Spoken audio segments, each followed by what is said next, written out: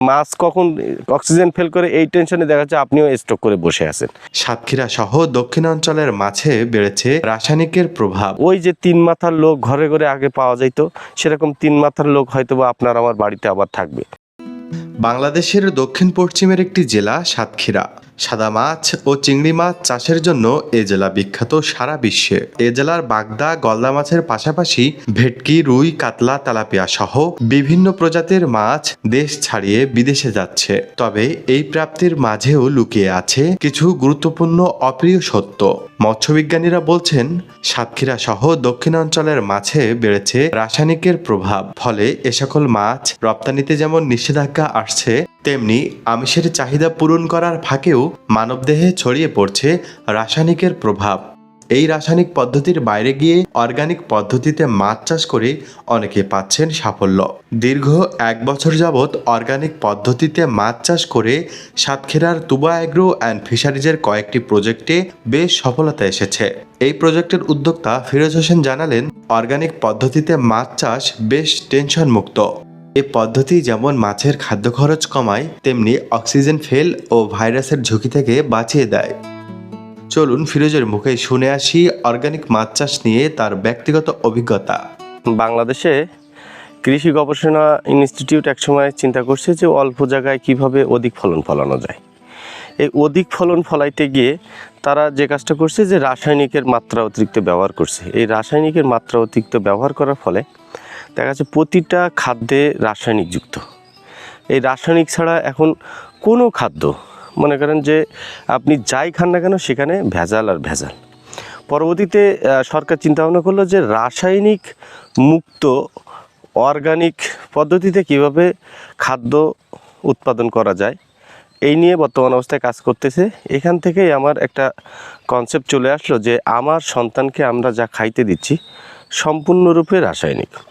এখন যে বিষয়টা এরকমভাবে বলা যায় যে 3 মাথা যার বুদ্ধি নেবে তার। কারণ এখান থেকে 20 থেকে 30 বছর বা 40 বছর আগে প্রতিটা বাড়িতে একটা করে 3 মাথার লোক থাকতো, তার মানে বৃদ্ধ লোক থাকতো। এখন এই বৃদ্ধ লোক থাকতো কারণ তারা সম্পূর্ণরূপে অর্গানিক ফুড খেয়ে তারা জীবনযাপন করছে, যার ফলে তারা হায়ারটা বেশি পাইছে। এখন বর্তমান অবস্থায় দেশের পরিস্থিতি হয়েছে 30, 35, 40 যখন চলে আসছে তখন মানুষ রোগগ্রস্ত হয়ে যাচ্ছে। যার ফলে আমি আমার বাসায় সবজি, গরু, হাঁস, মুরগি সব কিছুই পালছি, যে ফ্রেশ অর্গানিক জিনিসটা যেন আমার সন্তানদেরকে দিতে পারি এবং তারা যেন যে বাড়তি বয়সটা, সেই বাড়তি বয়সটা তারা যেন সঠিক খাদ্য খেয়ে বাড়তে পারে। তো মাছের বিষয়ে যখন চিন্তাভাবনা করলাম তখন অর্গানিক পদ্ধতিতে কিভাবে চাষ করে আমি ইউটিউব চ্যানেল, ফেসবুক, এই ধরনের গুগল ঘাটাঘাটি করা শুরু করলাম। একটা পরবর্তীতে আমি ইন্ডিয়াতে একটা চ্যানেল পাইলাম, অর্গানিক মেডিসিন, CSA অ্যাকোয়া। এই CSA অ্যাকোয়া তারা সম্পূর্ণরূপে অর্গানিক যে মেডিসিনগুলো আছে এগুলো প্রোভাইড করে। আমি অনেক কষ্টে ইন্ডিয়া থেকে ওষুধগুলো কালেকশন করে আপনারা যে ঘের দেখলেন এতক্ষণ, মাছ ধরা বা মাছের চাঞ্চল্যতা, সম্পূর্ণরূপে এই অর্গানিক ফুড দিয়ে এটা চাষ করা।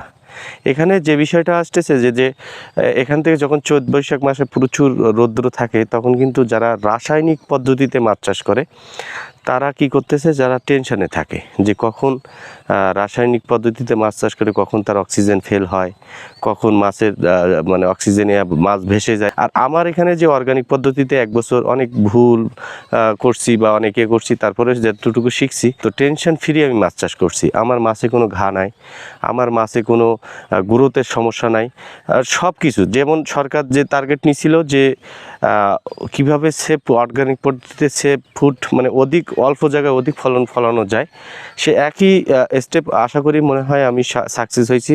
রাসায়নিক ব্যবহার করলে মাটির যে খনিজ পদার্থগুলো আছে এগুলো ইউরিয়া এর উত্তোলন করে দেয়, গাছেকে দিয়ে দেয়। মানে একটা বিষয়টা হলো যে আপনি যদি এবছর 1 ব্যাগ রাসায়নিক ব্যবহার করেন তাহলে পরবর্তীতে 2 ব্যাগ ব্যবহার করা লাগবে।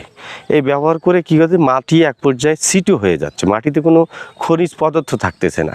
কারণ এটা রাসায়নিকের গুণটাই এরকম, নষ্ট করা।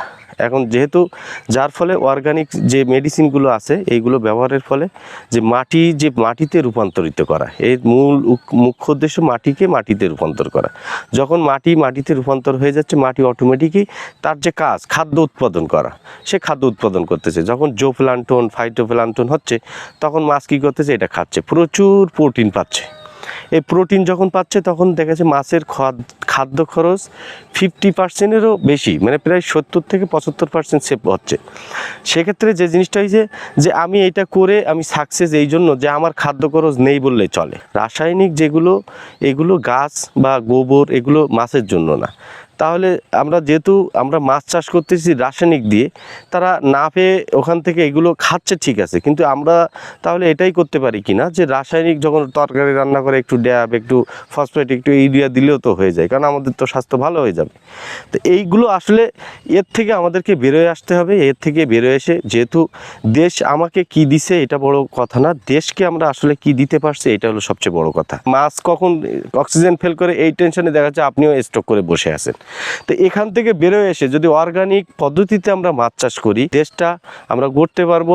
হয়তোবা ওই যে 3 মাথার লোক ঘরে ঘরে আগে পাওয়া যাইত, সেরকম 3 মাথার লোক হয়তোবা আপনার আমার বাড়িতে আবার থাকবে। কারণ এখান থেকে আমাদেরকে শিখতে হবে। আর আমার এই বিষয়টা, আমি যে অর্গানিক পদ্ধতিতে মাছ চাষ করছি, এইগুলো তো আসলে মানুষের জানাইতে হবে। যার ফলে তুবা এগ্রো অ্যান্ড ফিশারিজ বলে একটা কোম্পানি খুলছি আমি, যেখান থেকে ফেসবুক পেজ আছে, ইউটিউব চ্যানেল আছে।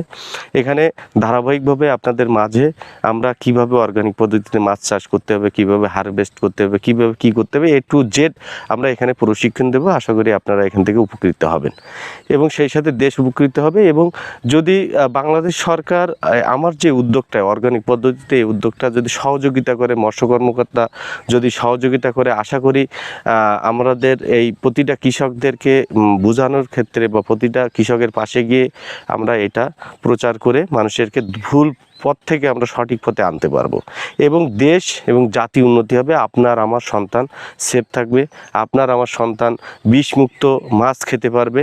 এটাই হলো আমার কথা, এইটা নিয়ে কাজ করতেছি। আশা করি আপনাদের সহযোগিতা এবং বাংলাদেশ সরকারের সহযোগিতা পেলে এইটা বৃহৎ আকারে আমরা প্রচার করতে পারবো। ফিরোজ একজন অর্গানিক মৎস্য চাষী। তার দেখা দেখি এখন অনেকেই এই পদ্ধতিতে মাছ চাষে আগ্রহী হচ্ছেন।